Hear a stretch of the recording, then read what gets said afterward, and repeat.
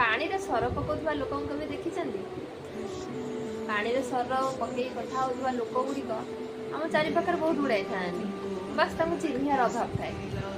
ଯେମିତିକି ଯୋଉମାନେ ପାଣିରେ ସର ପକେଇ କଥା ହୁଅନ୍ତି, ଦେଖିବେ ସେମାନେ ଏତେ ନିଜର କରିକି କଥା ହେବେ, ତାଙ୍କର ଆଉ ନିଜର କିଏ ଲାଗନ୍ତିନି। ଏତେ ମିଠା ମିଠା କଥା କୁହନ୍ତି, ତାଙ୍କଠୁ କି ମିଠା କହିପାରନ୍ତିନି।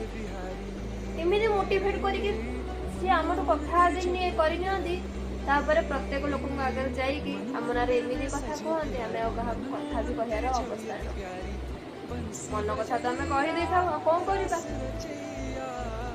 ସମସ୍ତଙ୍କୁ ଗୋଟିଏ ରିକ୍ୱେଷ୍ଟ, ଏ ମିଠା ମିଠା କଥା ଆଉ ନିଜର କରିନଉଥିବା ଲୋକମାନଙ୍କଠୁ ଟିକିଏ ଦୂରେଇକି ରହିବେ।